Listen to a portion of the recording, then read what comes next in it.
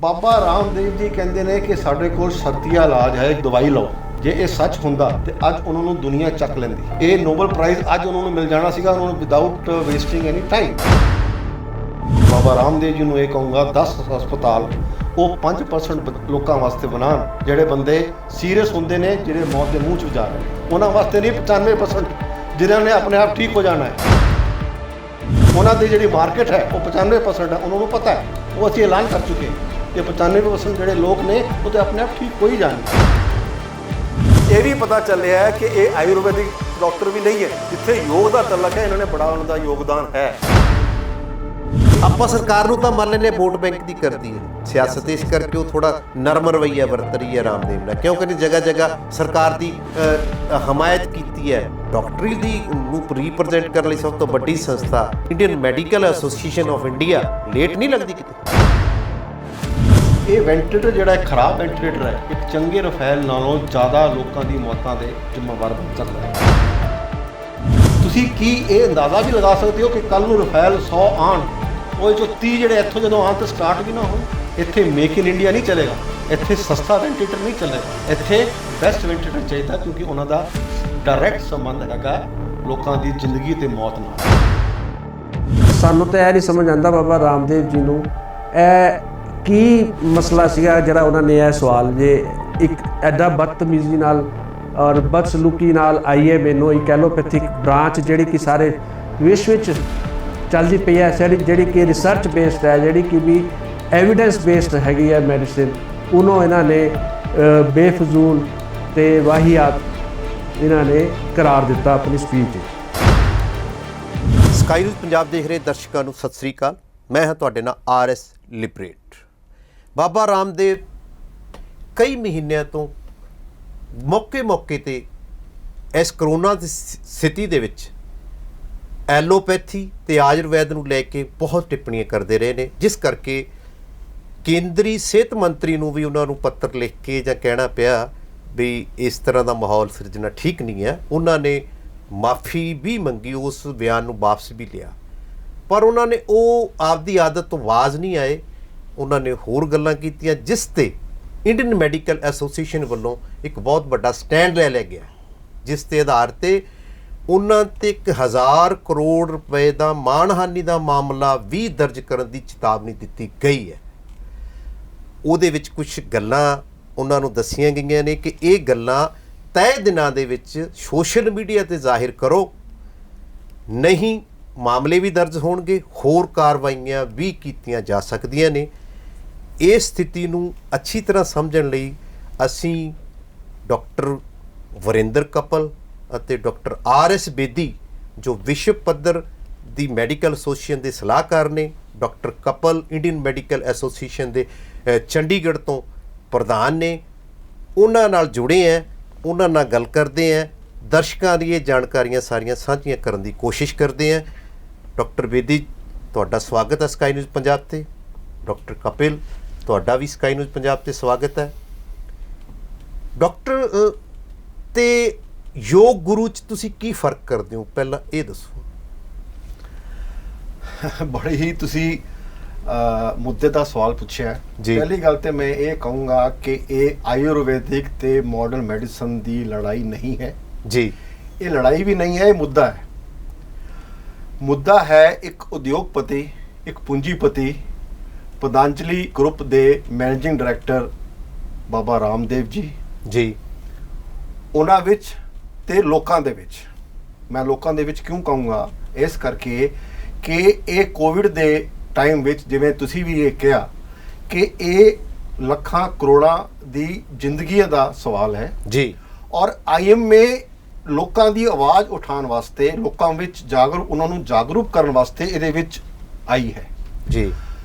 ਪਹਿਲਾਂ ਵੀ ਜਿਵੇਂ ਤੁਸੀਂ ਕਿਹਾ ਕਿ ਬਾਬਾ ਰਾਮਦੇਵ ਜੀ ਕਈ ਬਿਆਨ ਦਿੰਦੇ ਸੀ, ਉਹਨਾਂ ਕੋਲ ਸ਼ਰਤੀਆ ਇਲਾਜ ਸੀਗਾ, ਏਡਸ ਦਾ ਵੀ, ਉਹਨਾਂ ਕੋਲ ਕੈਂਸਰ ਦਾ ਵੀ ਸ਼ਰਤੀਆ ਇਲਾਜ ਹੈ, ਉਹਨਾਂ ਕੋਲ ਹਾਈਪਰਟੈਂਸ਼ਨ ਦਾ ਵੀ ਸ਼ਰਤੀਆ ਇਲਾਜ ਹੈ, ਉਹਨਾਂ ਕੋਲ ਹੋਮੋਸੈਕਸ਼ੁਅਲਿਟੀ ਦਾ ਵੀ ਸ਼ਰਤੀਆ ਇਲਾਜ ਹੈ।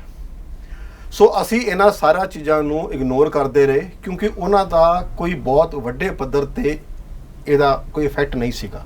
ਮਗਰ ਅੱਜ ਦੇ ਦਿਨ 'ਚ ਜਦੋਂ ਅਸੀਂ ਕੋਵਿਡ ਦੀ ਮਹਾਮਾਰੀ ਨਾਲੋਂ ਜੂਝ ਰਹੇ ਹਾਂ, ਇੰਡੀਆ ਹੀ ਨਹੀਂ ਸਾਰਾ ਵਰਲਡ ਜੂਝ ਰਿਹਾ ਹੈ। ਇਸ ਟਾਈਮ ਤੇ ਇਹੋ ਜਿਹੇ ਬਿਆਨ ਦੇ ਨੇ ਲੋਕਾਂ ਦੇ ਵਿੱਚ ਇੱਕ ਭ੍ਰਮ ਪੈਦਾ ਕਰ ਦੇਣਗੇ ਕਿ ਮੈਂ ਕਰੋਨਿਲ ਜਾਂ ਇਹੋ ਜਿਹੀ ਕੋਈ ਦਵਾਈ ਲੈ ਰਹੇ ਹਾਂ ਜਿਹਦਾ ਕਿ ਸ਼ਰਤੀਆ ਇਲਾਜ ਹੈ, ਉਸ ਕਰਕੇ ਉਹ ਘਰ ਬੈਠਾ ਰਹੇਗਾ, ਉਹ ਸਮਝ ਰਿਹਾ ਕਿ ਆਪਣਾ ਇਲਾਜ ਕਰਵਾ ਰਿਹਾ ਹੈ ਔਰ ਉਹ ਲੇਟ ਜਾਏਗਾ ਹਸਪੀਟਲ ਵਿੱਚ। ਔਰ ਉਹਨਾਂ ਵਿੱਚ ਹੀ ਦੇਖਿਆ ਗਿਆ ਇਹ ਸਿਰਫ 5% ਲੋਕੀ ਨੇ ਜਿਨ੍ਹਾਂ ਵਿੱਚ ਸੀਰੀਅਸਨੈਸ ਆ ਰਹੀ ਹੈ ਜੀ, ਜਿਨ੍ਹਾਂ ਵਿੱਚ ਮੌਤਾਂ ਹੋ ਰਹੀਆਂ ਨੇ। ਹੁਣ ਇੱਥੇ ਫਰਕ ਕੀ, ਜਿਵੇਂ ਤੁਹਾਨੂੰ ਯੋਗ ਦਾ ਤੇ ਡਾਕਟਰ ਦਾ ਫਰਕ ਮੈਂ ਦੱਸਣਾ ਚਾਹੂੰਗਾ, ਇਹ ਵਖਰੇਵਾਂ ਤੁਸੀਂ ਕਲੀਅਰ ਕਰੋ।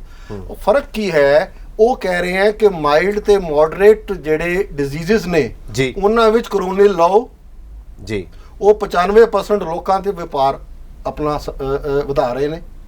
ਸਾਨੂੰ 95% ਦੀ ਕੋਈ ਚਿੰਤਾ ਨਹੀਂ ਹੈ, ਅਸੀਂ ਇਗਨਾਲ ਕਰ ਚੁੱਕੇ ਹਾਂ ਕਿ 95% ਲੋਕੀ ਤੇ ਆਪਣੇ ਆਪ ਹੀ ਠੀਕ ਹੋ ਜਾਣਗੇ ਅਗਰ ਉਹ ਨਾਰਮਲ ਥੋੜਾ ਮੋਟਾ ਇhtiyat ਵਰਤਦੇ ਰਹਿਣ।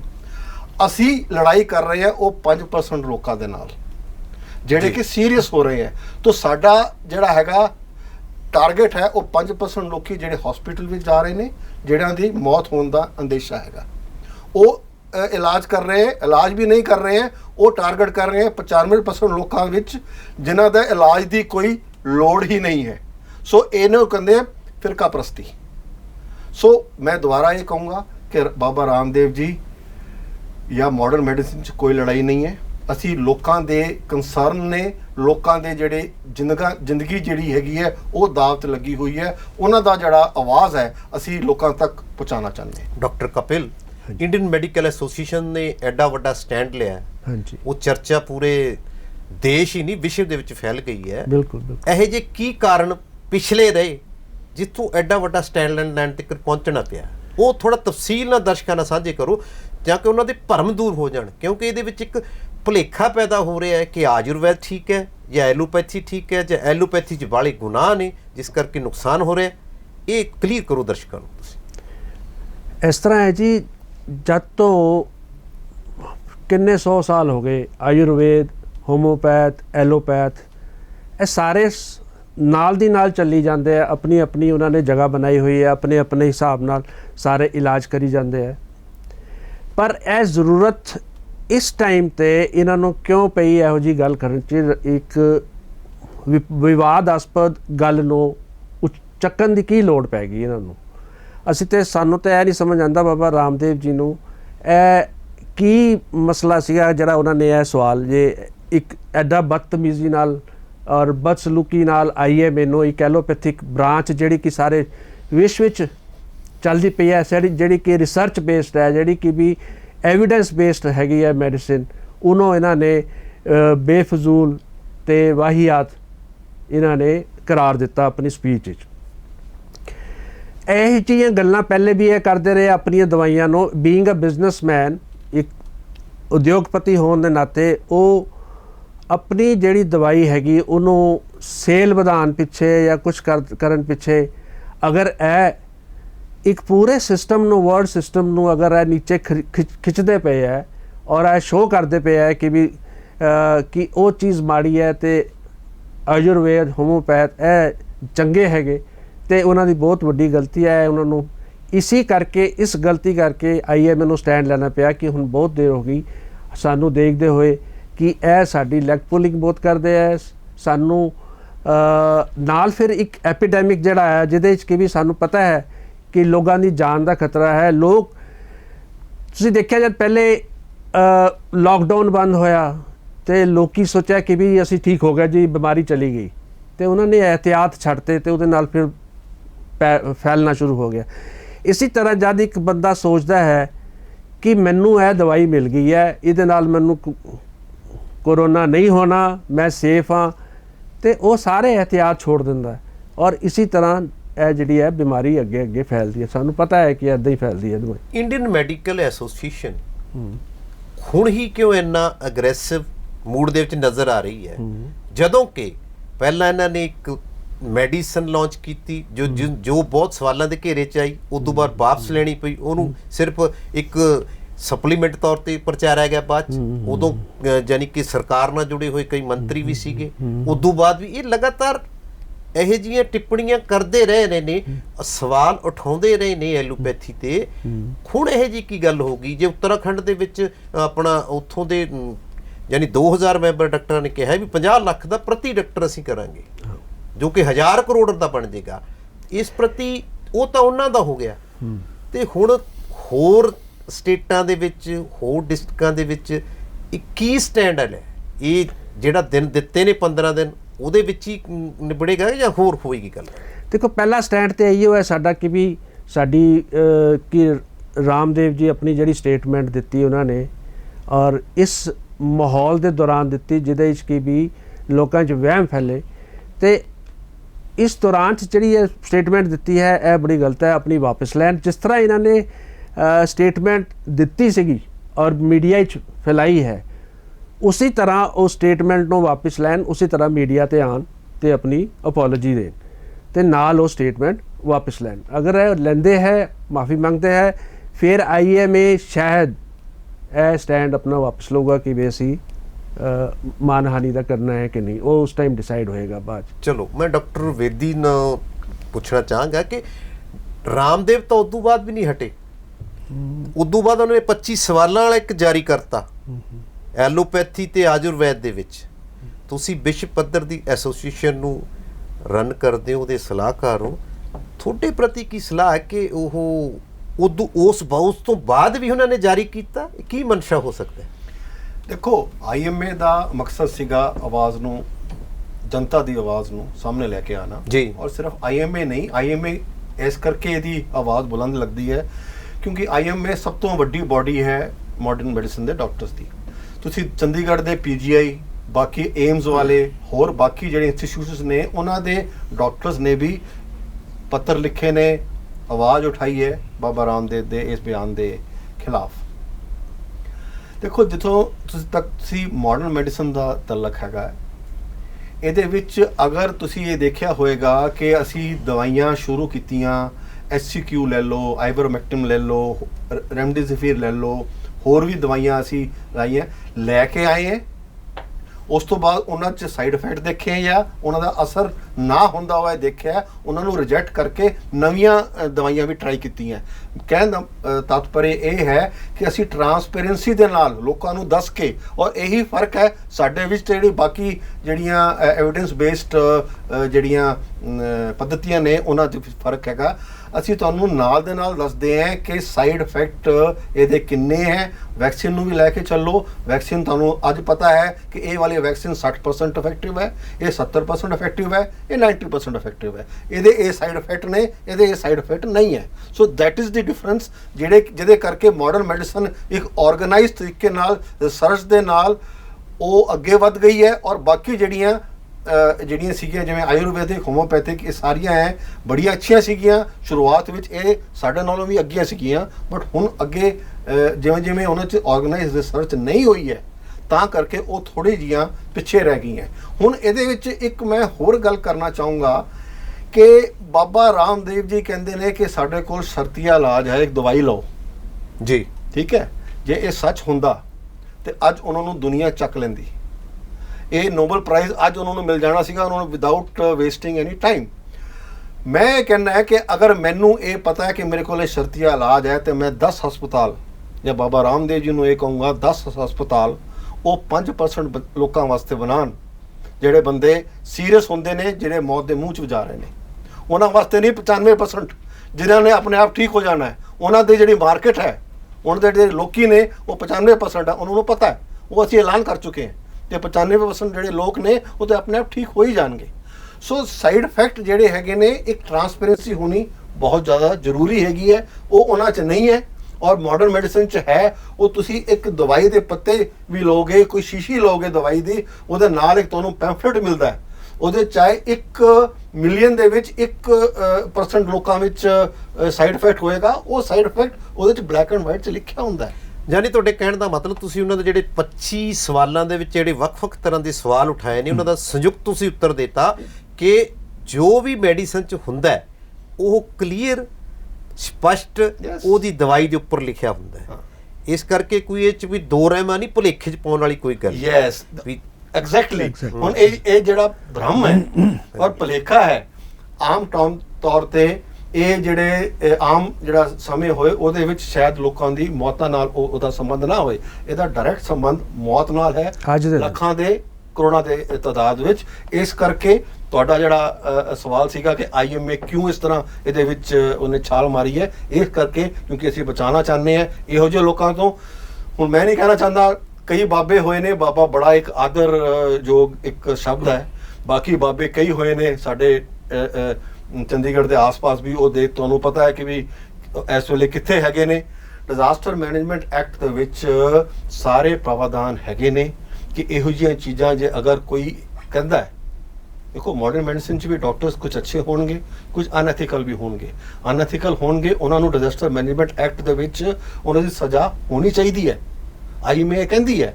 ਬਟ ਅਗਰ ਇਹ ਵੀ, ਔਰ ਹੁਣ ਮਜ਼ੇ ਦੀ ਗੱਲ ਇਹ ਹੈ ਕਿ ਇਸ ਡਿਸਕਸ਼ਨ ਦੇ ਦੌਰਾਨ ਇਹ ਵੀ ਪਤਾ ਚੱਲਿਆ ਹੈ ਕਿ ਇਹ ਆਯੁਰਵੈਦਿਕ ਡਾਕਟਰ ਵੀ ਨਹੀਂ ਹੈ। ਜਿੱਥੇ ਯੋਗ ਦਾ ਤਲਕ ਹੈ ਇਹਨਾਂ ਨੇ ਬੜਾ ਉਹਨਾਂ ਦਾ ਯੋਗਦਾਨ ਹੈ। ਮਗਰ ਤੁਹਾਨੂੰ ਇੱਥੇ ਮੈਂ ਇੱਕ ਹੋਰ ਗੱਲ ਕਲੀਅਰ ਕਰ ਦੇਣਾ ਚਾਹੁੰਦਾ ਹੈ ਕਿ ਯੋਗ ਜਿਹੜਾ ਹੈਗਾ ਉਹ ਇੱਕ ਫਾਰਮ ਆਫ ਐਕਸਰਸਾਈਜ਼ ਹੈ।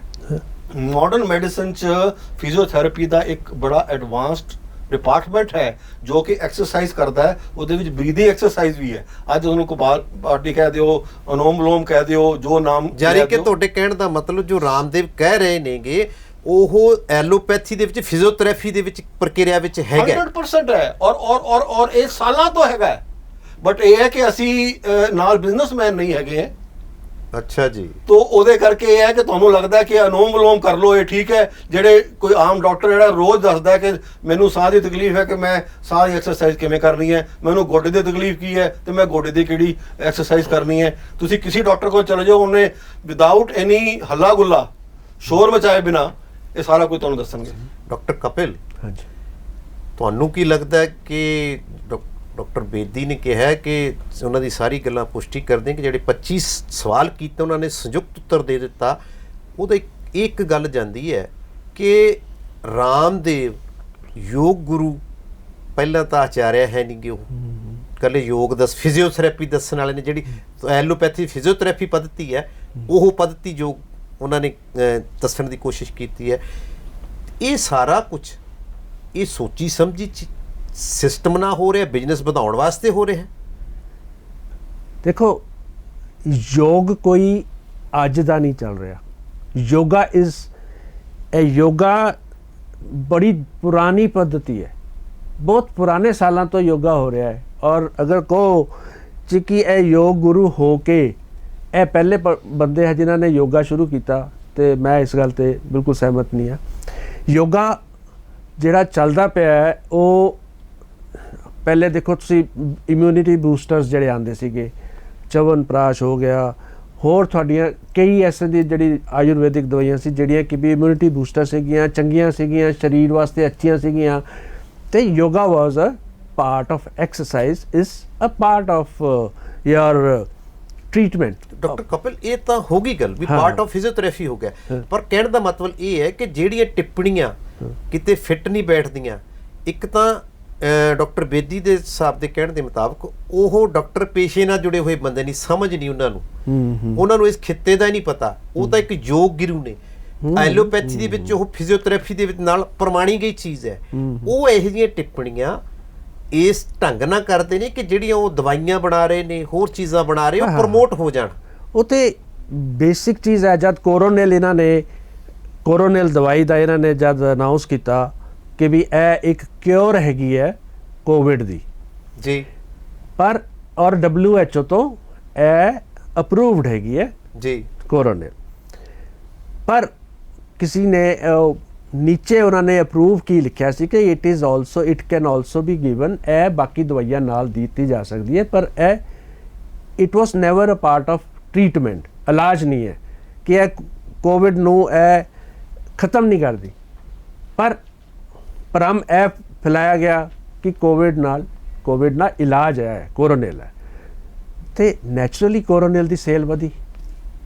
IMA ਨੇ ਇੱਕ ਹੋਰ ਵੀ ਸਵਾਲ ਉਠਾਇਆ ਕੋਰੋਨਲ ਤੇ, ਉਹ ਕਹਿੰਦੇ ਕੁਛ ਐਸੀ ਸ਼ਬਦਾਵਲੀ ਲਿਖੀ ਗਈ ਹੈ ਜਿਸ 'ਚ ਇਹ ਕਿਹਾ ਕਿ ਦੂਸਰੀਆਂ ਦਵਾਈਆਂ ਦੇ ਮੁਕਾਬਲੇ ਦੇ ਸਾਈਡ ਇਫੈਕਟ ਨਹੀਂ ਹੈ, ਉਸ ਨੂੰ ਵੀ ਹਟਾਉਣ ਦੀ ਗੱਲ ਮੰਗ ਕੀਤੀ ਗਈ ਹੈ ਕੁਝ ਦਿਨਾਂ ਦੇ ਵਿੱਚ। ਯੈਸ ਇਹ ਵੀ ਹੈ, ਪਰ ਕੋਰੋਨਲ ਦਿਸ ਇਹ ਸਾਰਾ ਬਿਜ਼ਨਸਮੈਨ ਦਾ ਇੱਕ ਆਪਣੀ ਸੋਚੀ ਸਾਜੀ ਸਟ੍ਰੈਟਜੀ ਹੈ ਜਿਹਦੇ ਨਾਲ ਕਿ ਉਹ ਆਪਣੀ ਉਹ ਬਿਜ਼ਨਸ ਵਧਾਉਣਾ ਚਾਹੁੰਦੇ ਆ, ਆਪਣੇ ਪ੍ਰੋਡਕਟਸ ਵਧਾਉਣਾ ਚਾਹੁੰਦੇ ਆ। ਇਸ ਤੋਂ ਇਲਾਵਾ ਇਹਨਾਂ ਨੇ ਇੱਕ ਮੁੱਦਾ ਹੋਰ ਵੀ ਚੁੱਕਿਆ ਸੀ ਦੇਸ਼ ਵਿਦੇਸ਼ ਦਾ ਕਿ ਵਿਦੇਸ਼ੀ ਚੀਜ਼ਾਂ ਬੰਦ ਕਰੋ। ਉਹਨਾਂ ਨੇ ਵਿਦੇਸ਼ੀ ਮੈਡੀਸਿਨਸ ਦਾ ਵੀ ਕਿਹਾ ਸੀ ਕਿ ਵਿਦੇਸ਼ੀ ਮੈਡੀਸਿਨ ਬੰਦ ਕਰੋ ਤੇ ਦੇਸੀਆਂ ਲਓ, ਤਾਂ ਸੋ ਦੈਟ ਆਪਣੇ ਪ੍ਰੋਡਕਟ ਇਹ ਜ਼ਿਆਦਾ ਸੇਲ ਕਰ ਸਕਣ, ਬਿਜ਼ਨਸ ਵਧਾ ਸਕਣ। ਸੋ ਬੇਸਿਕਲੀ ਇਹ ਹੈ ਤੇ ਇੱਕ ਮਤਲਬ ਯੋਗਾ ਗੁਰੂ ਤੇ ਹੈਗੇ ਪਰ ਨਾਲ ਬਿਜ਼ਨਸਮੈਨ ਵੀ ਹੈਗੇ। ਪਹਿਲੇ ਡਾਕਟਰੀ ਮੈਡੀਕਲ ਖਿੱਤੇ ਦੇ ਵਿੱਚ ਆ ਕੇ ਦਖਲਅੰਦਾਜ਼ੀ ਤੁਹਾਨੂੰ ਪਸੰਦ ਨਹੀਂ ਉਹਨਾਂ ਦੀ, ਆਪਦੇ ਖੇਤਰ 'ਚ ਕੰਮ ਕਰ। ਬਿਲਕੁਲ ਬਿਲਕੁਲ। ਡਾਕਟਰ ਬੇਦੀ, ਮੈਂ ਤੁਹਾਡੇ ਕੋਲ ਆਉਣਾ ਚਾਹਾਂਗਾ। ਇਹਨਾਂ ਨੇ ਵਿਸ਼ਵ ਪੱਧਰ ਦੀ ਗੱਲ ਕੀਤੀ ਹੈ, ਦੇਸ਼ੀ ਵਿਦੇਸ਼ੀ ਦਵਾਈਆਂ ਦੀ ਗੱਲ ਕੀਤੀ ਹੈ। ਕੁਛ ਮੈਡੀਸਨ ਨੂੰ ਵਿਦੇਸ਼ਾਂ ਦੇ ਵਿੱਚ ਜਿਹੜੀ ਆਪਣੀ ਇੱਥੇ ਵਰਤੀ ਜਾਂਦੀ ਹੈ ਉਹ ਵੈਕਸੀਨ ਕਰਾਉਂਦੇ ਨੇ, ਜਦੋਂ ਬਾਹਰ ਜਾਂਦੇ ਨੇ ਉਹ ਕਹਿੰਦੇ ਵੀ ਜੇ ਮੈਡੀਸਨ ਤੁਹਾਡੇ ਲੱਗੀ ਨੇ, ਕੋਵੈਕਸਿਨ ਹੈ ਕੋਈ ਕੋਵੈਕਸਿਨ ਤੇ ਕੋਵਿਸ਼ੀਲਡ ਇੱਕ ਸ਼ਾਇਦ, ਉਹ ਕਹਿੰਦੇ ਵੀ ਜੇ ਕੋਵੈਕਸਿਨ ਲੱਗੀ ਹੈ ਤਾਂ ਫਿਰ ਉਹ ਕਹਿੰਦੇ ਵੀ ਨਹੀਂ ਵੀ ਦੁਬਾਰਾ ਕਰਾਓ। ਇਹ ਕੀ ਮਾਮਲਾ ਹੈ? ਇਹ ਕਿਉਂ ਐਸਾ ਹੋ ਰਿਹਾ ਹੈ? ਇਹ ਦਵਾਈ ਨੂੰ ਪੂਰੇ ਵਿਸ਼ਵ ਪੱਧਰ ਤੇ ਪਹਿਲਾਂ ਪ੍ਰਮਾਣਿਤ ਨਹੀਂ ਮਿਲੀ। ਹਾਂ ਇਹ ਤੁਹਾਡਾ ਬਹੁਤ ਹੀ ਜਿਹੜਾ ਇੱਕ ਜੈਨੂਇਨ ਇਹਦੇ ਪ੍ਰਤੀ ਦਰਸ਼ਕਾਂ ਨੂੰ ਕਲੀਅਰ ਕਰਕੇ ਮੈਂ ਉਸ ਤੋਂ ਪਹਿਲਾਂ ਦੋ ਗੱਲਾਂ ਤੇ ਜੇ ਡਾਕਟਰ ਸਾਹਿਬ ਨੇ ਬੜੀਆਂ ਅੱਛੀਆਂ ਗੱਲਾਂ ਦੱਸੀਆਂ ਨੇ, ਮੈਂ ਉਹਨੂੰ ਥੋੜਾ ਜਿਹਾ ਹੋਰ ਐਲੈਬੋਰੇਟ ਕਰਨਾ ਚਾਹੂੰਗਾ। ਪਹਿਲੀ ਗੱਲ ਕਿ ਬਿਜ਼ਨਸਮੈਨ ਬਾਬਾ ਰਾਮਦੇਵ ਪਤੰਜਲੀ ਦੇ CMD ਜੀ, ਇਹ ਮੈਂ ਪੜ੍ਹਿਆ ਰਿਲਾਇਬਲ ਸੂਤਰਾਂ ਤੋਂ ਕਿ ਅੱਜ ਤੋਂ 3-4 ਸਾਲ ਪਹਿਲਾਂ ਇਹਨਾਂ ਦੀ ਜਿਹੜੀ ਸਾਲਾਨਾ ਇਨਕਮ ਸੀਗੀ ਉਹ 1200 ਕਰੋੜ ਦੇ ਕਰੀਬ ਸੀਗੀ, ਔਰ ਉਹ ਹੁਣ ਘਟ ਕੇ 300 ਕਰੋੜ ਤੋਂ ਘੱਟ ਰਹਿ ਗਈ ਹੈ। 1200 ਕਰੋੜ ਤੋਂ 300 ਕਰੋੜ ਹੋ ਗਈ। ਯੈਸ, ਵਜ੍ਹਾ ਇਹ ਹੋ ਸਕ ਮੈਨੂੰ ਵਜ੍ਹਾ ਨਹੀਂ ਪਤਾ, ਮगर ਵਜ੍ਹਾ ਚਲੋ ਇਸ ਘਾਟੇ ਨੂੰ ਪੂਰਾ ਕਰਨ ਵਾਸਤੇ ਜੇ ਟਿੱਪਣੀਆਂ ਕਰ ਰਹੇ ਹੈ ਇਸ ਘਾਟੇ ਨੂੰ ਪੂਰਾ ਕਰਨ ਵਾਸਤੇ ਆਪਦੀ ਮੈਡੀਸਨ ਨੂੰ ਵੇਚਣ ਦੇ ਦੁਆਰੇ ਤੁਸੀਂ ਇਹ ਸਵਾਲ ਪੁੱਛਿਆ, ਇਹਦਾ ਮਤਲਬ ਤੁਹਾਡੇ ਮਨ 'ਚ ਵੀ ਇਹ ਸ਼ੱਕ ਸੁਭਾ ਪੈਦਾ ਹੋਇਆ? ਨਹੀਂ, ਮੈਂ ਤਾਂ ਇਹ ਜਿਹੜੀ ਦੁਨੀਆ ਹੈ, ਇਹ ਜਿਹੜੇ ਲੋਕੀ ਨੇ, ਜਨਤਾ ਨੇ ਪਹਿਲਾਂ ਜਦੋਂ 1200 ਕਰੋੜ ਤੋਂ 300 ਕਰੋੜ ਲਾਇਆ, ਇਹਦਾ ਮਤਲਬ ਲੋਕਾਂ 'ਚ ਸਮਝ ਆ ਗਈ ਸੀਗੀ ਕਿ ਇਹ ਜਿਹੜੇ ਹੈਗੀ ਹੈ ਮਾਰਕੀਟਿੰਗ ਕਰਕੇ ਇਹ ਚੀਜ਼ਾਂ ਅਸੀਂ ਲੈ ਰਹੇ ਹਾਂ, ਔਰ ਹੌਲੇ ਹੌਲੇ ਉਹਨਾਂ ਦੀ ਜਿਹੜੀ ਵਰਤੋਂ ਹੈ ਉਹ ਘੱਟ ਹੋ ਗਈ, ਔਰ ਕਾਫੀ ਪਤੰਜਲੀ ਦੇ ਜਿਹੜੇ ਆਊਟਲੈਟਸ ਨੇ ਉਹ ਇੰਡੀਆ 'ਚ ਬੰਦ ਹੋਏ ਨੇ। Right, number 1। ਨੰਬਰ 2, ਮੈਂ ਸਾਈਡ ਇਫੈਕਟ ਦੀ ਗੱਲ ਕਰਾਂਗਾ। ਇਹਨਾਂ ਨੇ ਜਿਹੜਾ ਇੱਕ ਕੀਤਾ ਜੀ ਸਟੀਰੋਇਡ ਦੇ ਦਿੱਤੇ, ਸਟੀਰੋਇਡ ਨਾਲ ਬੰਦੇ ਮਰ ਗਏ। ਲੈਟ ਮੀ ਟੈਲ ਯੂ ਕਿ ਜਿਹੜੇ ਪਲਾਂਟਸ ਨੇ, ਸੈਂਕੜੋਂ ਇਹੋ ਜਿਹੇ ਪਲਾਂਟਸ ਨੇ ਜਿਹਦੇ 'ਚ ਨੈਚੁਰਲ ਸਟੀਰੋਇਡ ਮੌਜੂਦ ਹੈ, ਔਰ ਜਿਹੜੇ ਇਹ ਜਿਹੜੇ ਦਵਾਈਆਂ ਬਣਾ ਰਹੇ ਨੇ ਉਹ ਵੀ ਪਲਾਂਟਸ ਬੇਸਡ ਨੇ, ਔਰ ਉਹਨਾਂ ਵਿੱਚ ਵੀ ਸਟੀਰੋਇਡ ਮੌਜੂਦ ਹੈ। ਉਹ ਜਾਨੀ ਪਹਿਲਾਂ ਤੋਂ ਹੀ ਹੈ ਵਿੱਚ, ਉਹ ਪਲਾਂਟਸ ਵਿੱਚ ਨੈਚੁਰਲ ਪ੍ਰੋਡਕਟ ਹੈ ਸਟੀਰੋਇਡ। ਜੀ। ਸੋ ਇਹ ਸਟੀਰੋਇਡ ਦਾ ਦੇਖੋ ਅਸੀਂ ਕੀ ਕਿਹਾ ਮਾਡਰਨ ਮੈਡੀਸਿਨ, ਤੁਸੀਂ ਇਹ ਫਰਕ ਦੇਖੋ, ਇਹ ਚੌਕ ਐਂਡ ਚੀਜ਼ ਹੈ। ਚੌਕ ਐਂਡ ਚੀਜ਼ ਕਿਉਂ ਹੈ? ਅਸੀਂ ਸਟੀਰੋਇਡ ਸ਼ੁਰੂ ਕੀਤਾ, ਦੇਖਿਆ ਕਿ ਉਹਦੇ ਸਾਈਡ ਇਫੈਕਟ ਹੈਗੇ ਨੇ, ਕੁਝ ਪਤਾ ਸੀਗਾ, ਫਿਰ ਦੇਖਿਆ ਕਿ ਲੋਕੀ ਉਹਦਾ ਸਟੀਰੋਇਡ ਦਾ ਦੁਰਉਪਯੋਗ ਕਰਨਾ ਸ਼ੁਰੂ ਕਰ ਦਿੱਤਾ ਉਹਨਾਂ ਨੇ। ਅਸੀਂ ਇੱਕਦਮ ਚੇਤਾਵਨੀ ਦਿੱਤੀ ਕਿ ਸਟੀਰੋਇਡ ਨੂੰ ਪ੍ਰੋਪਰ ਡੋਜ਼ ਵਿੱਚ, ਪ੍ਰੋਪਰ ਟਾਈਮ ਤੇ, ਪ੍ਰੋਪਰ ਡਿਊਰੇਸ਼ਨ ਵਾਸਤੇ ਉਹਨੂੰ ਯੂਜ਼ ਕਰਨਾ ਹੈ। ਅਗਰ ਉਹਨੂੰ ਠੀਕ ਢੰਗ ਨਾਲ ਯੂਜ਼ ਕਰੋਗੇ ਤੇ ਉਹਦੇ ਸਾਈਡ ਇਫੈਕਟ ਘੱਟ ਹੋਣਗੇ, ਬਟ ਉਹਦਾ ਅੱਛਾ ਇਫੈਕਟ ਜਿਹੜਾ ਹੈਗਾ ਉਹ ਬਹੁਤ ਹੀ ਲਾਜ਼ਮੀ ਇਫੈਕਟ ਹੈ, ਕਿਉਂਕਿ ਉਹਨੇ ਹੀ ਮੌਤ ਦੇ ਮੂੰਹ ਤੋਂ ਬਚਾਉਣਾ ਹੈ। ਸੋ ਇਹਦਾ ਇਫੈਕਟ ਵੀ ਬਹੁਤ ਅੱਛਾ ਹੈ, ਸਾਈਡ ਇਫੈਕਟ ਵੀ ਹੈਗੇ ਨੇ, ਬਟ ਇਮੀਡੀਏਟਲੀ ਅਸੀਂ ਲੋਕਾਂ ਨੂੰ ਆਗਾਹ ਕਰ ਦਿੱਤਾ, ਡਾਕਟਰਸ ਨੂੰ ਵੀ ਆਗਾਹ ਕਰ ਦਿੱਤਾ, ਇੱਕ ਪ੍ਰੋਟੋਕੋਲ ਬਣਾਇਆ। ਏਮਸ ਨੇ ਇਹ ਐਲਾਨ ਕੀਤਾ, PGI ਨੇ ਐਲਾਨ ਕੀਤਾ ਕਿ ਸਟੀਰੋਇਡ ਜਦੋਂ ਯੂਜ਼ ਕਰਨੇ ਹੈ, ਸਾਰੇ ਮਾਡਰਨ ਮੈਡੀਸਨ ਦੇ ਡਾਕਟਰ, ਬਾਕੀ ਵੀ ਜੋ ਜਿਹੜੀਆਂ ਦਵਾਈਆਂ ਇਸਤੇਮਾਲ ਕਰ ਰਹੇ ਨੇ, ਉਹਨਾਂ ਨੂੰ ਇਸ ਟਾਈਮ ਤੇ ਇੰਨੇ ਦੇਰ ਵਾਸਤੇ ਇਸ ਡੋਜ਼ ਵਿੱਚ ਸਟੀਰੋਇਡ ਕਰਨੇ ਹੈ। This is what is transparency. So ਮੈਂ ਫਿਰ ਦੁਬਾਰਾ ਕਹੂੰਗਾ ਕਿ ਆਯੁਰਵੇਦਾ ਨਾਲ ਇਹਦਾ ਕੋਈ ਸੰਬੰਧ ਨਹੀਂ ਹੈ, ਕਿਉਂਕਿ ਆਯੁਰਵੇਦਾ ਨੇ ਕਿਤੇ ਨਹੀਂ ਕਿਹਾ ਕਿ ਉਹਨਾਂ ਕੋਲ ਸ਼ਰਤੀਆ ਇਲਾਜ ਹੈ। ਔਰ ਅੱਜ ਮੈਂ ਤੁਹਾਨੂੰ ਇਹ ਦੱਸ ਦਵਾਂ, ਮੇਰੀ ਕਾਫੀ ਜਗ੍ਹਾ ਤੇ, ਕਾਫੀ ਪੱਧਰ ਤੇ, ਬੜੇ ਉੱਚ ਪੱਧਰ ਤੇ ਆਯੁਰਵੈਦਿਕ ਦੇ ਜਿਹੜੇ ਬੜੇ ਉੱਚ ਅਧਿਕਾਰੀ ਨੇ, ਉਹਨਾਂ ਨਾਲ ਇਹ ਡਿਸਕਸ਼ਨ ਹੋਈ ਹੈ। ਉਹ ਬਾਬਾ ਰਾਮਦੇਵ ਜੀ ਤੋਂ ਸਾਡੇ ਨਾਲੋਂ, ਤੁਹਾਡੇ ਨਾਲੋਂ ਜ਼ਿਆਦਾ ਦੁਖੀ ਨੇ, ਕਿਉਂਕਿ ਉਹ ਇਹ ਕਹਿੰਦੇ ਨੇ ਕਿ ਆਯੁਰਵੇਦ ਇੱਕ ਆਪਣੇ ਆਪ 'ਚ ਪੂਰਨ ਇੱਕ ਪੱਧਤੀ ਹੈ। ਇੱਕ ਇਹੋ ਜਿਹੇ ਬਾਬਾ ਜੀ ਦੇ ਆਣ ਕਰਕੇ ਇਹ ਆਯੁਰਵੇਦਾ ਨੂੰ ਵੀ, ਔਰ ਬਾਕੀ ਜਿਹੜੇ ਇੰਡੀਅਨ ਪੱਧਤੀਆਂ ਨੇ ਉਹਨਾਂ ਨੂੰ ਵੀ ਬਦਨਾਮ ਕਰ ਰਹੇ ਹੈ। ਅਸੀਂ ਇਹੋ ਜਿਹੀ ਗੱਲ, ਤੁਸੀਂ ਵਰਡ ਦੀ ਗੱਲ ਕਰਦੇ ਹੋ, ਜਦੋਂ ਮੈਂ ਵਰਲਡ ਲੈਵਲ ਤੇ ਡਿਸਕਸ਼ਨ ਕਰਦਾ ਹਾਂ ਉਹ ਲੋਕੀ ਹੱਸਦੇ ਨੇ। ਤੁਸੀਂ ਕਹਿ ਰਹੇ ਹੋ ਕਿ ਅਸੀਂ ਅੱਜ ਵਿੱਚ ਆਏ ਹਾਂ, ਉਹ ਸਾਨੂੰ 1 ਸਾਲ ਤੋਂ ਕਹਿ ਰਹੇ ਨੇ ਕਿ ਤੁਸੀਂ ਹਾਊ ਡੂ ਯੂ ਟੋਲਰੇਟ, ਤੁਸੀਂ ਟੋਲਰੇਟ ਕਿਵੇਂ ਕਰਦੇ ਹੋ ਕਿ ਕੋਈ ਇਹੋ ਜਿਹੇ ਭਰਮ ਜਨਤਾ ਵਿੱਚ ਫੈਲਾ ਦੇ? ਗਵਰਨਮੈਂਟ ਕਿਉਂ ਨਹੀਂ ਇਹਨਾਂ ਤੇ ਐਕਟ ਕਰਦੀ?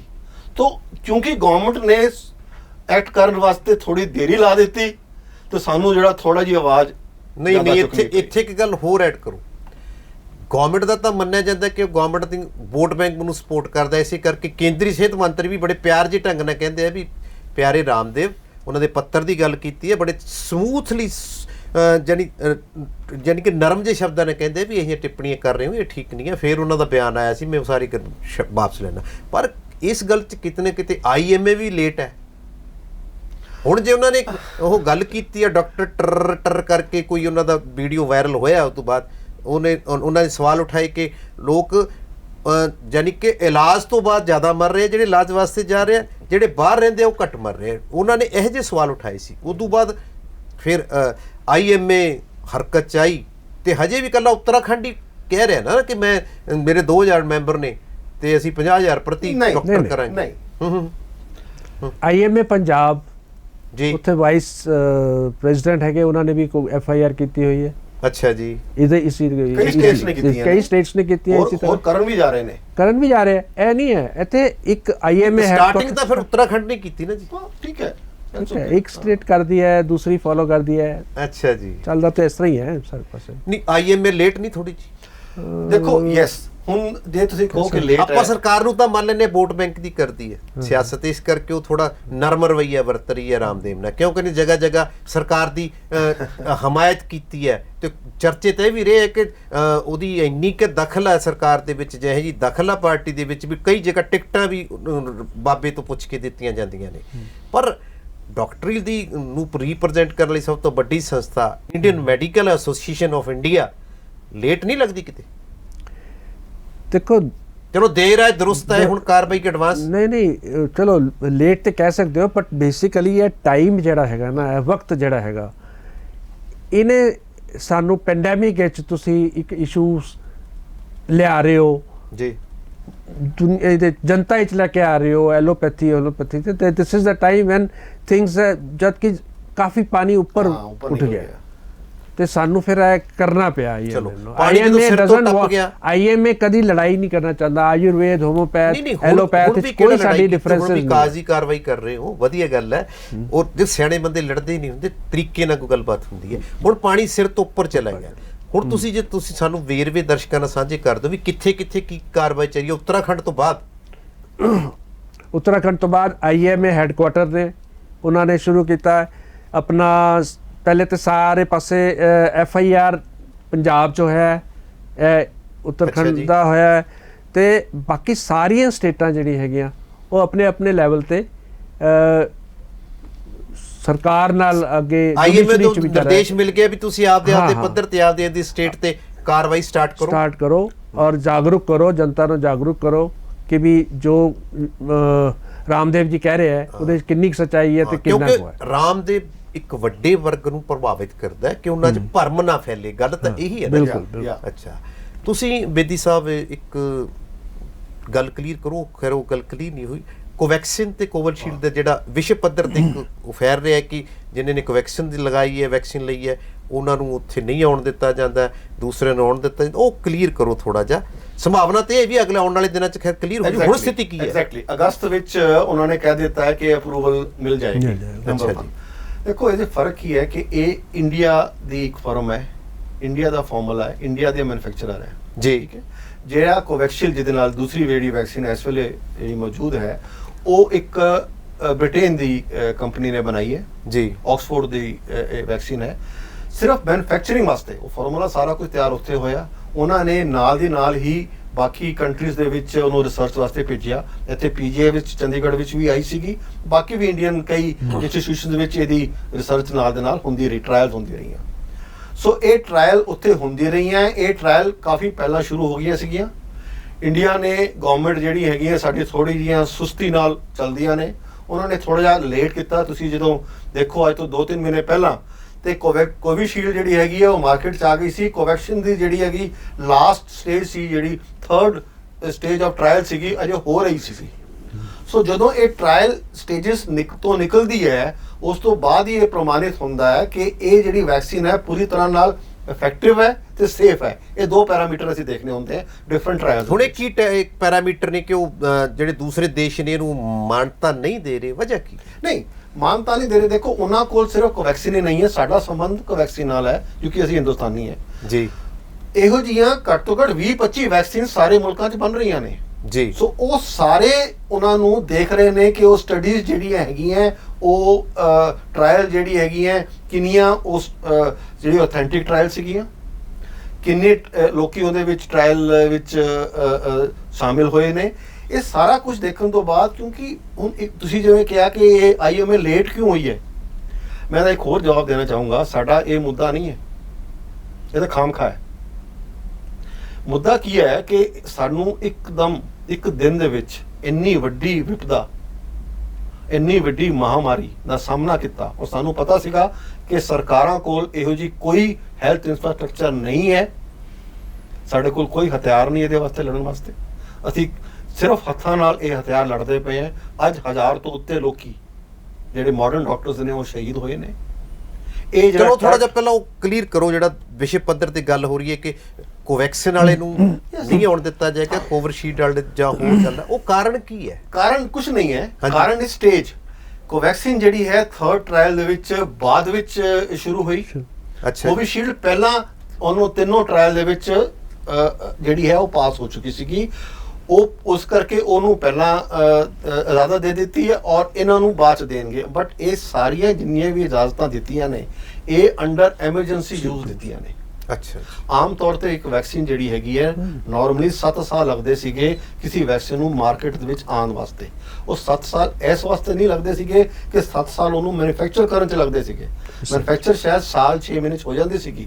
ਉਸ ਤੋਂ ਬਾਅਦ ਉਹਦੇ ਤੇ ਟ੍ਰਾਇਲ, ਖੋਜ ਕਰਨ ਦੀ, ਯੈਸ, ਟ੍ਰਾਇਲ ਹੁੰਦੀ ਸੀਗੀ। ਫਿਰ ਉਹੀ ਦੋ ਪੈਮਾਨੇ ਕਿ ਸੇਫਟੀ ਔਰ ਐਫੀਕੇਸੀ, ਦੋਨੋਂ ਪੈਮਾਨਾਂ ਵਿੱਚ ਜਦੋਂ ਖਰੇ ਉਤਰਦੇ ਨੇ ਤਾਂ ਅਸੀਂ ਮਾਰਕੀਟ ਤੋਂ ਲੈਂਦੇ ਹਾਂ। ਇਹਦੇ ਵਿੱਚ ਸਾਨੂੰ ਇਹਨਾਂ ਟਾਈਮ ਨਹੀਂ ਮਿਲਿਆ ਔਰ ਉਹ ਅਸੀਂ ਤੈਅ ਕਰਕੇ ਜਿਹੜੇ ਦੂਸਰੇ ਦੇਸ਼ ਹੈ ਇਹਨੂੰ ਥੋੜਾ ਜਿਹਾ ਸਾਵਧਾਨੀ ਚ ਲੈ ਰਹੇ। ਇਹ ਕਦੋਂ ਤੱਕ ਸੰਭਾਵਨਾ ਹੋਣ ਦੀ ਹੈਗੀ ਹੈ ਕਿ ਇਹ ਉਹਨਾਂ ਨੇ ਕਿਹਾ ਅਗਸਤ ਵਿੱਚ ਮਿਲ ਜਾਏਗੀ। 10 ਅਗਸਤ ਦੇ ਵਿੱਚ। ਡਾਕਟਰ ਕਪਿਲ, ਤੁਸੀਂ ਸਾਡੇ ਦਰਸ਼ਕਾਂ ਨੂੰ ਇਹ ਕਲੀਅਰ ਕਰੋ ਕਿ ਜੋ ਰਾਮਦੇਵ ਨੇ ਜਾਂ ਇੰਡੀਅਨ ਮੈਡੀਕਲ ਐਸੋਸੀਏਸ਼ਨ ਦੇ ਵਿੱਚ ਜੋ ਵੀ ਘਟਨਾਕ੍ਰਮ ਜਾਂ ਵੀ ਜੋ ਕਾਰਵਾਈ ਚੱਲ ਰਹੀ ਹੈ ਉਹ ਤਾਂ ਇੱਕ ਵੱਖਰੀ ਗੱਲ ਚੱਲਦੀ ਰਹਿਣੀ ਹੈ। ਤੁਸੀਂ ਇਹ ਕਲੀਅਰ ਕਰੋ ਵੀ ਐਲੋਪੈਥੀ ਕਿਸ ਦਰਜੇ ਤੱਕ ਕੋਵਿਡ ਦੇ ਲਈ ਪ੍ਰਭਾਵੀ ਹੈ, ਇਹਦੀ ਕੀ ਤਰੀਕੇ ਹੈ, ਕਿਵੇਂ ਇਹਨੂੰ ਲੈਣਾ ਚਾਹੀਦਾ ਹੈ, ਕਿਹੜੇ ਹਿਸਾਬ ਨਾਲ ਬਿਲਕੁਲ ਠੀਕ ਰਹਿੰਦੀ ਹੈ ਇਹ, ਤੇ ਉਹ ਭੁਲੇਖੇ 'ਚ ਨਾ ਪੈਣ ਜਿਹੜਾ ਕਿ ਫੈਲਾਇਆ ਜਾ ਰਿਹਾ। ਉਹ ਕਾਰਨ ਚਾਹੇ ਕੋਈ ਵੀ ਹੈ, ਪਹਿਲਾਂ ਆਪਾਂ ਇਹ ਕਲੀਅਰ ਕਰ ਲਈਏ। ਸਭ ਤੋਂ ਪਹਿਲੇ ਤੇ ਸਾਨੂੰ ਪਤਾ ਹੋਣਾ ਚਾਹੀਦਾ ਕਿ ਸਾਨੂੰ ਕਿਹੜੇ ਕੀ ਆਇਆ, ਕਿਹੜਾ ਬੁਖਾਰ ਆਇਆ, ਖਾਂਸੀ, ਗਲਾ ਖਰਾਬ ਹੋਇਆ, ਬੁਖਾਰ ਆਇਆ, ਕਈਆਂ ਨੂੰ ਲੂਜ਼ ਮੋਸ਼ਨਸ ਹੋਈਆਂ, ਤੇ ਆਪਾਂ ਨੂੰ ਸਭ ਤੋਂ ਪਹਿਲੇ ਟੈਸਟ ਕਰਾਉਣਾ ਚਾਹੀਦਾ ਹੈ ਕਿ ਵੀ ਕੋਰੋਨਾ ਸਾਡੇ 'ਚ ਪੋਜ਼ਿਟਿਵ ਹੈ ਕਿ ਨਹੀਂ ਹੈ। ਜੇ ਕੋਰੋਨਾ ਪੋਜ਼ਿਟਿਵ ਨਹੀਂ ਹੈ ਫਿਰ ਵੀ ਆਪਾਂ ਥੋੜ੍ਹਾ ਜਿਹਾ 2-3 ਦਿਨ ਓਬਜ਼ਰਵ ਕਰਦੇ ਹਾਂ, ਬੁਖਾਰ ਦੇਖਦੇ ਹਾਂ ਕਿ ਬੁਖਾਰ ਉਤਰਦਾ ਹੈ ਕਿ ਨਹੀਂ ਉਤਰਦਾ। ਅਗਰ ਤਾਂ 3-4 ਦਿਨ ਵਿੱਚ ਬੁਖਾਰ ਆਪਣੇ ਆਪ ਉਤਰ ਜਾਂਦਾ ਹੈ ਔਰ ਸਾਨੂੰ ਕੋਈ ਜ਼ਿਆਦਾ ਦਵਾਈ ਲੈਣ ਦੀ ਲੋੜ ਨਹੀਂ ਪੈਂਦੀ, ਫਿਰ ਤੇ ਆਪਾਂ ਕਹਿੰਦੇ ਹਾਂ ਕਿ ਹੋ ਸਕਦਾ ਹੈ ਮਾਈਲਡ ਜਿਹਾ ਹੋਇਆ ਹੋਏ, ਹੋ ਸਕਦਾ ਹੈ ਨਾ ਹੀ ਹੋਇਆ ਹੋਏ, ਤੇ ਆਪਾਂ ਨੂੰ ਟੈਸਟ ਜਿਹੜਾ ਕਰਾਉਣਾ, ਟੈਸਟ ਤੇ ਜ਼ਰੂਰੀ ਹੈ। ਟੈਸਟ ਕਰਾ ਕੇ ਆਪਾਂ ਆਰਾਮ ਨਾਲ ਬੈਠ ਸਕਦੇ ਹਾਂ, ਆਪਾਂ ਆਈਸੋਲੇਸ਼ਨ ਵਗੈਰਾ ਵੀ ਬੰਦ ਕਰ ਸਕਦੇ ਹਾਂ। ਪਰ ਜ਼ਿਆਦਾ ਸਿੰਪਟਮ ਆਉਂਦੇ ਹੈ ਤੇ ਆਉਂਦੇ ਹੀ ਆਪਾਂ ਨੂੰ ਆਈਸੋਲੇਟ ਜ਼ਰੂਰ ਕਰਾਉਣਾ ਚਾਹੀਦਾ ਹੈ ਟੈਸਟਿੰਗ ਕਰਾਉਣ ਵੇਲੇ। ਜਦ ਅਸੀਂ ਟੈਸਟ ਕਰਾਉਂਦੇ ਹਾਂ ਕੋਵਿਡ ਦਾ, ਐਲੋਪੈਥੀ ਪੂਰੀ ਪ੍ਰਭਾਵੀ ਹੈ। ਹਾਂ, ਐਲੋਪੈਥੀ ਪੂਰੀ ਪ੍ਰਭਾਵੀ ਹੈ। ਐਲੋਪੈਥੀ ਦੀ ਜਿਹੜੀ ਮੈਡੀਸਿਨਸ ਹੈਗੀਆਂ ਉਹ ਇਫੈਕਟਿਵ ਹੈਗੀਆਂ, ਪਰ ਨਾਲ ਚੇਂਜ ਵੀ ਹੋਈ ਜਾ ਰਹੀਆਂ ਜਿੱਦਾਂ ਉਹਨਾਂ ਦਾ ਡਾਟਾ ਨਿਕਲਦਾ ਹੈ ਕਿ ਵੀ ਇਹ ਕਿੰਨਾ ਫਾਇਦਾ ਦੇ ਰਹੀਆਂ, ਕਿੰਨੀਆਂ ਨਹੀਂ ਦੇ ਰਹੀਆਂ। ਜਿੱਦਾਂ ਪਹਿਲੇ ਆਈਵਰਮੈਕਟਿਨ ਵਗੈਰਾ ਸੀਗੀਆਂ, ਹੁਣ ਕਹਿੰਦੇ ਪਹਿਲੇ HCQ ਆਇਆ ਫਰੰਟ ਲਾਈਨ ਵਰਕਰਸ ਵਾਸਤੇ ਕਿ HCQ ਬੜੀ ਅੱਛੀ ਹੈ, ਬਟ HCQ ਆਸਤੇ ਹਟ ਗਈ ਕਿਉਂਕਿ ਉਹਨਾਂ ਲੱਗਿਆ ਕਿ ਪ੍ਰਭਾਵ ਇਹਦਾ ਪੂਰਾ ਨਹੀਂ ਆ ਰਿਹਾ, ਇੰਨਾ ਨਹੀਂ ਆ ਰਿਹਾ। ਇਸੇ ਤਰ੍ਹਾਂ ਆਈਵਰਮੈਕਟਿਨ ਹੈ। ਫਿਰ ਨਿਊਟਰੀਐਂਟਸ ਹੈਗੇ ਕਿ ਵੀ ਤੁਹਾਡੇ ਇਮਿਊਨਿਟੀ ਬੂਸਟਰਸ ਹੈਗੇ, ਜਿੱਦਾਂ ਕਿ ਜ਼ਿੰਕ ਹੈ, ਵਿਟਾਮਿਨ C ਹੈ, ਔਰ ਬਾਕੀ ਜਿਹੜੀ ਹਾਈ ਪ੍ਰੋਟੀਨ ਡਾਇਟ ਹੈ, ਇਹ ਤੁਹਾਡੀ ਸਾਰੀ ਇਮਿਊਨਿਟੀ ਬੂਸਟਰਸ ਹੈ, ਇਹ ਲਓ ਤਾਂ ਕਿ ਤੁਹਾਡੀ ਇਮਿਊਨਿਟੀ ਠੀਕ ਰਹੇ, ਤੁਸੀਂ ਇਮਿਊਨਿਟੀ ਨੂੰ ਫਾਈਟ ਕਰ ਸਕੋ। ਫਿਰ ਇਸ ਤੋਂ ਬਾਅਦ ਇਹਦੀਆਂ ਸਟੇजेस ਆਪਾਂ ਦੇਖਣੀ ਹੈ ਕਿ ਪਹਿਲੇ ਤੇ ਮਾਈਲਡ ਫਾਰਮ ਹੈ ਤੇ ਮਾਈਲਡ ਫਾਰਮ ਤੇ ਤੁਸੀਂ ਬੁਖਾਰ ਵਾਸਤੇ ਡੋਲੋ ਦਿਓ, ਕਰੋਸਿਨ ਦਿਓ 650 ml, ਬੁਖਾਰ ਉਤਾਰ ਕੰਟਰੋਲ ਕਰੀ ਚੱਲੋ, ਬਾਕੀ ਜ਼ਿੰਕ ਵਗੈਰਾ ਲਓ ਤੇ ਉਹਦੇ ਨਾਲ ਹਟ ਜਾਂਦਾ ਹੈ ਤੇ ਚਲੇ ਜਾਂਦਾ ਹੈ। ਤੇ ਆਪਣੀ ਆਈਸੋਲੇਸ਼ਨ ਜਿਹੜੀ ਹੈਗੀ self isolation for 17 days that is mandatory, that is ventilator oxygen ਦਾ ਬੜਾ ਇਸ ਟਾਈਮ ਮਾਮਲਾ ਚੱਲ ਰਿਹਾ, ਉਹ ਕਿਹੜੀ ਸਟੇਜ ਤੇ ਆਉਂਦਾ, ਉਹ ਕੀ ਕਾਰਨ ਹੈ, ਕਿੰਨਾ ਤੋਂ ਸਾਵਧਾਨੀ ਵਰਤਣੀ ਜਿਹਦੇ ਬਰੀਫ ਤੁਹਾਡਾ ਇੱਕ ਅਸੀਂ ਕਹਿੰਦੇ ਆ ਜਦ ਵੀ ਤੁਹਾਡੇ ਕੋਵਿਡ ਪੋਜ਼ਿਟਿਵ ਆਏ ਤੇ ਤੁਸੀਂ ਆਪਣਾ ਆਕਸੀਜਨ ਮੋਨੀਟਰ ਕਰੋ, ਆਕਸੀਜਨ ਲੈਵਲ ਬਲੱਡ ਦਾ SpO2 ਉਹਨੂੰ ਕਹਿੰਦੇ ਆ ਤੇ SpO2 ਲੈਵਲ ਜਦ 94 ਦੇ ਕਰੀਬ ਆਉਂਦਾ ਹੈ ਜਾਂ 100 ਤੋਂ 99 ਤੋਂ 94 ਆ ਗਿਆ, ਫਿਰ ਆਪਾਂ ਨੂੰ ਹਸਪੀਟਲ ਦੀ ਲੋੜ ਪੈਂਦੀ ਹੈ ਕਿ ਵੀ ਆਪਾਂ ਇੱਕ ਤੇ ਟੈਸਟ ਵੀ ਕਰਾਈਏ ਕਿ ਸਾਨੂੰ ਸ਼ੰਕਾ ਹੁੰਦੀ ਹੈ ਕਿ ਵੀ ਹਾਰਟ ਚੈਸਟ ਜਿਹੜਾ ਹੈਗਾ, ਜਿਹੜੇ ਲੰਗਸ ਹੈਗੇ, ਲੰਗਸ ਦੀ ਇਨਵੋਲਵਮੈਂਟ ਹੋ ਗਈ ਤੇ ਉਸ ਟਾਈਮ ਹਸਪੀਟਲਾਈਜੇਸ਼ਨ ਜਾਣਾ ਜ਼ਰੂਰੀ ਹੁੰਦਾ। ਜੇ ਉਸ ਤੋਂ ਬਾਅਦ ਅਸੀਂ ਜੇ ਫਿਰ ਫਾਲ ਕਰੇ ਤੇ ਆਕਸੀਜਨ ਨਾਲ ਮੇਨਟੇਨ ਕਰਦੇ ਹਾਂ ਪਹਿਲੇ ਤੇ ਨਾਰਮਲ ਆਕਸੀਜਨ ਦੇ ਕੇ, ਫਿਰ ਜੇ ਉਹਦੇ ਨਾਲ ਵੀ ਨਾ ਕੰਟਰੋਲ ਹੋਏ, ਹਾਈ ਕੰਸਨਟ੍ਰੇਸ਼ਨ 15 ਲੀਟਰ 16 ਲੀਟਰ ਪਰ ਮਿੰਟ ਦੇ ਹਿਸਾਬ ਨਾਲ ਆਕਸੀਜਨ ਦਿੰਦੇ ਆ, ਅਗਰ ਉਹਦੇ ਨਾਲ ਵੀ ਨਾ ਕੰਟਰੋਲ ਹੋਏ ਔਰ ਆਕਸੀਜਨ ਲੈਵਲਸ ਬਾਡੀ ਦੇ ਅਗਰ ਨਾ ਇੰਪਰੂਵ ਹੋਣ, ਫਿਰ ਵੈਂਟੀਲੇਟਰ ਤੇ ਮਰੀਜ਼ ਨੂੰ ਜਾਣਾ। ਤੁਸੀਂ that is in serious cases. ਹੁਣ ਤੁਸੀਂ ਲਾਸਟ ਕੁਐਸਚਨ ਤੇ ਦੱਸੋ ਕਿ IMA ਕਿੱਥੋਂ ਤੱਕ ਇਸ ਸਟੈਂਡ ਤੇ ਖੜੀ ਰਹੇਗੀ?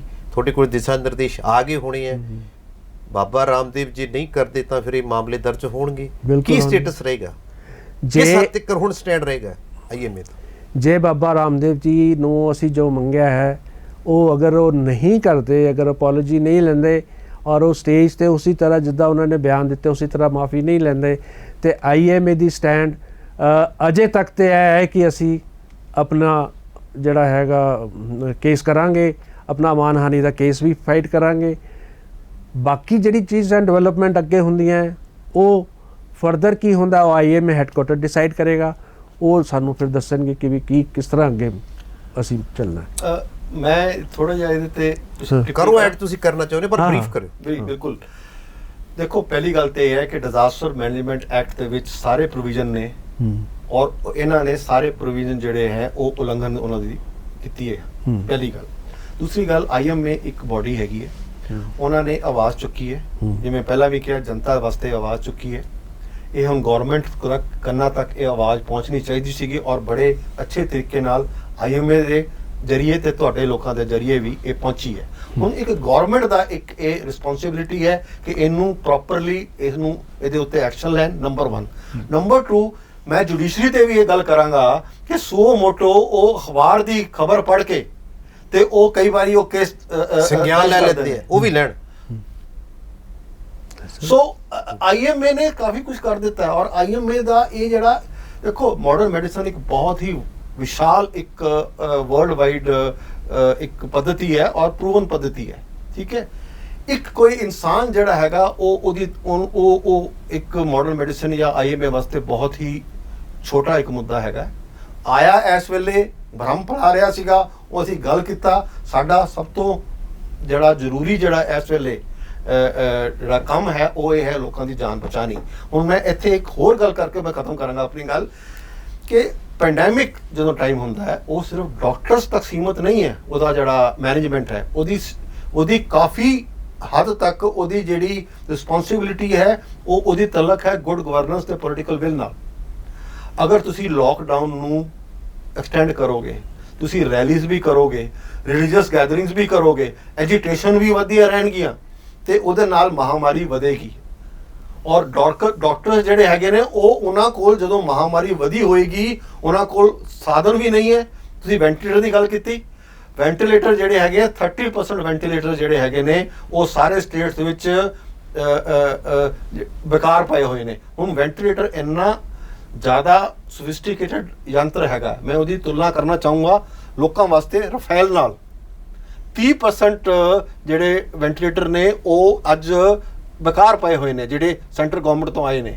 ਹੁਣ ਇਹ ਵੈਂਟੀਲੇਟਰ ਜਿਹੜਾ ਖਰਾਬ ਵੈਂਟੀਲੇਟਰ ਹੈ ਇੱਕ ਚੰਗੇ ਰਫੇਲ ਨਾਲੋਂ ਜ਼ਿਆਦਾ ਲੋਕਾਂ ਦੀ ਮੌਤਾਂ ਦੇ ਜ਼ਿੰਮੇਵਾਰ ਬਣ ਸਕਦਾ ਹੈ। ਇਹ ਮੈਂ ਕਹਿਣਾ ਚਾਹੂੰਗਾ। ਤੁਸੀਂ ਕੀ ਇਹ ਅੰਦਾਜ਼ਾ ਵੀ ਲਗਾ ਸਕਦੇ ਹੋ ਕਿ ਕੱਲ ਨੂੰ ਰਫੇਲ 100 ਆਉਣ ਉਹਦੇ ਚੋਂ 30 ਜਿਹੜੇ ਇੱਥੋਂ ਜਦੋਂ ਆਉਣ ਤਾਂ ਸਟਾਰਟ ਵੀ ਨਾ ਹੋਣ। ਇੱਥੇ ਮੇਕ ਇਨ ਇੰਡੀਆ ਨਹੀਂ ਚੱਲੇਗਾ, ਇੱਥੇ ਸਸਤਾ ਵੈਂਟੀਲੇਟਰ ਨਹੀਂ ਚੱਲੇਗਾ, ਇੱਥੇ ਬੈਸਟ ਵੈਂਟੀਲੇਟਰ ਚਾਹੀਦਾ, ਕਿਉਂਕਿ ਉਹਨਾਂ ਦਾ ਡਾਇਰੈਕਟ ਸੰਬੰਧ ਹੈਗਾ ਲੋਕਾਂ ਦੀ ਜ਼ਿੰਦਗੀ ਤੇ ਮੌਤ ਨਾਲ। ਸੋ ਡਾਕਟਰ ਜਿਹੜੇ ਲੜ ਰਹੇ ਨੇ ਉਹਨਾਂ ਦਾ ਸਿਰਫ ਇੱਕ ਪਾਰਟ ਹੈਗਾ ਪੈਂਡੈਮਿਕ ਨਾਲ ਲੜਨ ਵਾਸਤੇ। ਇਹ ਗਵਰਨਮੈਂਟ ਦੇ ਕਈ ਹੋਰ ਏਜੰਸੀਜ਼ ਨੇ ਜਿਨ੍ਹਾਂ ਨੇ ਆਪਣਾ ਪਾਰਟ ਪਲੇ ਕਰਨਾ ਹੈ, ਤਾਂ ਹੀ ਕਰਕੇ ਅਸੀਂ ਇਹ ਜਿਹੜੀ ਜੰਗ ਹੈ ਇਸ ਤੋਂ ਪਾਰ ਨਿਕਲਾਂਗੇ। ਡਾਕਟਰ ਇੱਕ ਅੰਗ ਹੈ ਉਸ ਪੈਂਡੈਮਿਕ ਦੀ ਲੜਾਈ ਵਿੱਚ। ਇਹ ਸਨ ਡਾਕਟਰ ਆਰ.ਐਸ. ਬੇਦੀ ਜੋ ਵਿਸ਼ਵ ਮੈਡੀਕਲ ਐਸੋਸੀਏਸ਼ਨ ਦੇ ਸਲਾਹਕਾਰ ਨੇ, doctor Varinder Kapla Indian medical association ਦੇ ਪ੍ਰੈਜ਼ੀਡੈਂਟ। ਉਹਨਾਂ ਨੇ ਇਹ ਗੱਲ ਕਲੀਅਰ ਕੀਤੀ ਕਿ ਇੰਡੀਅਨ ਮੈਡੀਕਲ ਐਸੋਸੀਏਸ਼ਨ ਨੇ ਇੱਕ ਭਰਮ ਫੈਲਣ ਦੇ ਡਰ ਨੂੰ ਦੇਖਦੇ ਹੋਏ ਉਹਦੇ ਅਗੇਂਸਟ ਕਾਰਵਾਈ ਵਿੱਢ ਦਿੱਤੀ ਹੈ। ਉਸ ਦੇ ਵਿੱਚ ਹਰ ਵਰਗ ਨੂੰ ਅੱਗੇ ਆਉਣਾ ਚਾਹੀਦਾ, ਖਾਸ ਕਰਕੇ ਜਿਹੜੀ ਸਰਕਾਰ ਹੈ ਜ਼ਿੰਮੇਵਾਰ ਹੈ ਇਹਨਾਂ ਚੀਜ਼ਾਂ ਨੂੰ ਸੰਭਾਲਣ ਲਈ। ਕੋਈ ਲੋਕਾਂ ਦੇ ਵਿੱਚ ਐਸਾ ਭਰਮ ਨਾ ਫੈਲੇ ਜਿਸ ਤੇ ਕੋਵਿਡ ਵਰਗੀ ਮਹਾਮਾਰੀ ਭਾਰੂ ਪਵੇ ਤੇ ਬਹੁਤ ਵੱਡਾ ਜਾਨੀ ਨੁਕਸਾਨ ਹੋ ਜਾਵੇ। ਡਾਕਟਰ ਕਪਿਲ ਨੇ ਇਹ ਗੱਲ ਸਪਸ਼ਟ ਕੀਤੀ ਹੈ ਕਿ IMA ਇੰਡੀਅਨ ਮੈਡੀਕਲ ਐਸੋਸੀਏਸ਼ਨ ਵੱਲੋਂ ਕਾਰਵਾਈ ਸਖਤ ਰਹੇਗੀ ਜਿੰਨਾ ਚਿਰ ਰਾਮਦੇਵ ਨੂੰ ਦਿੱਤੇ ਗਏ ਹੱਲ, ਯਾਨੀ ਕਿ ਲੋਕਾਂ ਨੂੰ ਆ ਕੇ ਲੋਕਾਂ 'ਚ ਆ ਕੇ ਦੱਸਣ ਲਈ ਇਸ ਭਰਮ ਨੂੰ ਸਪਸ਼ਟ ਕਰਨ, ਯਾਨੀ ਇਹ ਭਰਮ ਫੈਲਾਉਣ ਦੀ ਵਿਧੀ ਨੂੰ ਸਵੀਕਾਰਨ ਜਾਂ ਉਸ ਦਾ ਹੱਲ ਕੱਢਣ ਦੇ ਵਿੱਚ ਲੋਕਾਂ ਵਿੱਚ ਆ ਕੇ ਕਹਿਣ ਦੀਆਂ ਜਿਹੜੀਆਂ ਇਹਨਾਂ ਨੇ ਸ਼ਰਤਾਂ ਦੱਸੀਆਂ ਨੇ ਉਹ ਪੂਰੀਆਂ ਕਰਦੇ ਨੇ ਤਾਂ ਠੀਕ ਹੈ, ਨਹੀਂ ਉਹ ਇਸੇ ਸਖਤ ਰਵੱਈਏ 'ਚ ਇਸ ਮਾਮਲੇ ਨੂੰ ਨਤੀਜੇ ਤੱਕ ਲੈ ਕੇ ਜਾਏਗੀ। ਦੇਖਦੇ ਹਾਂ ਆਉਣ ਵਾਲੇ ਦਿਨਾਂ ਦੇ ਵਿੱਚ ਸਰਕਾਰ ਤੇ ਇੰਡੀਅਨ ਮੈਡੀਕਲ ਐਸੋਸੀਏਸ਼ਨ ਇਹੋ ਜਿਹੇ ਹਾਲਾਤ ਦੇ ਵਿੱਚ ਇਹੋ ਜਿਹੇ ਸੰਵੇਦਨਸ਼ੀਲ ਮੁੱਦੇ ਨੂੰ ਲੈ ਕੇ ਕਿਸ ਨਤੀਜੇ ਤੇ ਪਹੁੰਚਦੀ ਹੈ, ਕਿਸ ਤਰ੍ਹਾਂ ਪੈਰਵੀ ਕਰਦੀ ਹੈ। ਲਗਾਤਾਰ ਦੇਖਦੇ ਰਹੋ ਸਕਾਈ ਨਿਊਜ਼ ਪੰਜਾਬ।